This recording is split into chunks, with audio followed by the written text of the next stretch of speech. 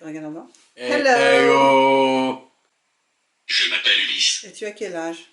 Euh, ah, ah, Vas-y. J'ai 22 ans. Est-ce que tu travailles? oui. Oui? Je suis bibliothécaire stagiaire. Et tu fais autre chose?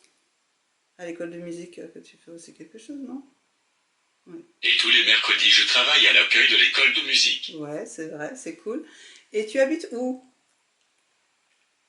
Dans quelle ville À tu habites? Paris. Ah, à Paris. J'habite à Paris. D'accord. Et qu'est-ce que tu fais comme différentes activités? Je fais du chant et de la danse contemporaine au conservatoire. Oui, quoi d'autre? Je fais de la capoeira. Est-ce que tu fais de la musique aussi? Oui. Oui? J'apprends à jouer de la batterie. Ok. Quand les gens ne comprennent pas ce que tu dis, comment tu peux faire? Yes. J'utilise une tablette pour m'aider à communiquer. Très bien. Et? Ah. Oui?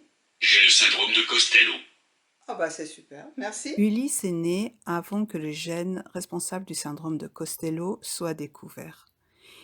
Il est resté à l'hôpital jusqu'à l'âge de 10 mois, dans 3 hôpitaux différents à Paris, avec une équipe qui nous a dit qu'on ne découvrirait peut-être jamais ce qu'il avait, puisqu'il y avait plus de 7000 maladies rares. Il a quitté l'hôpital avec une gastrostomie pour le nourrir. Et à l'âge de 18 mois, on a eu un diagnostic clinique de syndrome de Costello. Et on a été chanceux parce que quand il avait 4 ans, en 2005, une équipe japonaise a découvert le gène responsable du syndrome de Costello. À l'époque, on vivait au Mexique où on ne pouvait pas le tester pour ce gène. Donc, nous sommes rentrés en France et grâce à l'Association française des syndromes de Costello et CFC, il a été testé et on a eu un diagnostic de Costello mutation G12S. Quand Ulysse était bébé, je devais le nourrir avec la gastrostomie. Et vraiment, je détestais ça parce que je ne pouvais pas lui donner de vraie nourriture. Et puis, il pleurait beaucoup pendant qu'on le nourrissait.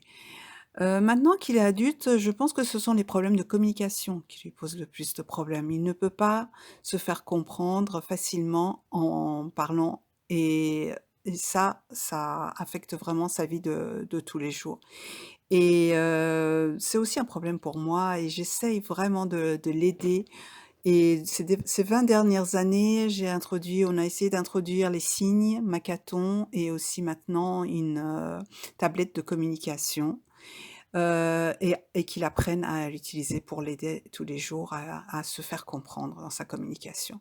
Il a besoin d'être en contact avec les gens, il est très sociable et je pense que ça, c'est vraiment un truc Costello. Plus le beau sourire qu'il a, un sourire vraiment, essentiel.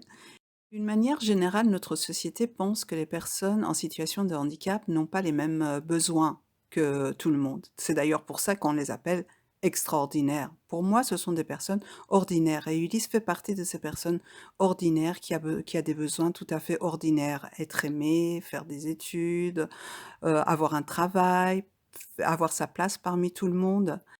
Toutes ces choses pour lesquelles on doit se battre, quand on est en situation de handicap, alors que ce sont des choses considérées comme normales pour, tout le reste de la population. Super important d'être, en contact avec d'autres personnes concernées par le syndrome de Costello. Je pense que c'est un syndrome tellement rare qu'on a besoin les uns des autres. On a besoin d'échanger, on a besoin d'apprendre les uns des autres, de notre expérience, de nos connaissances. On a besoin de parler de ce qui va pas, mais aussi de ce qui fonctionne bien pour être, fier. J'ai toujours voulu être en contact et dès le début, j'ai rejoint la liste de communication par mail de Costello Kids. C'était en anglais, ça existe toujours depuis, plus de 20 ans. Je aussi rejoint l'association française des syndromes de Costello quand Ulysse avait 2 ans.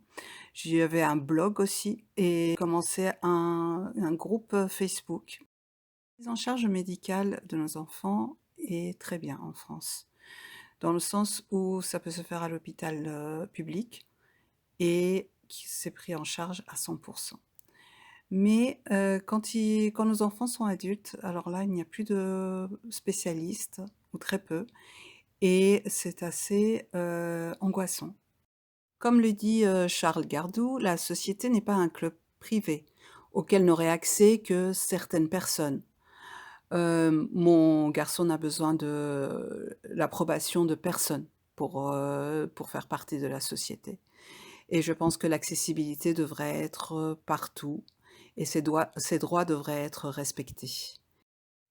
Ce que je souhaite, c'est que la recherche soit capable, d'avancer très, très loin et d'en finir avec le cancer qui, nous fait peur parce que nos enfants sont prédisposés au cancer. On a aussi besoin que les problèmes cardiaques soient résolus. Aussi trouver les bons médicaments et les bonnes thérapies pour aider nos enfants avec, les problèmes d'épilepsie, avec les problèmes de comportement, avec l'anxiété, avec les problèmes d'apprentissage, avec le langage aussi. J'espère que nous aurons une société complètement inclusive. J'espère que mon fils pourra avoir une belle vie avec des amis, avec un partenaire, une partenaire, avec un travail qu'il aime et qui lui permet de vivre chez lui et non pas dans une institution.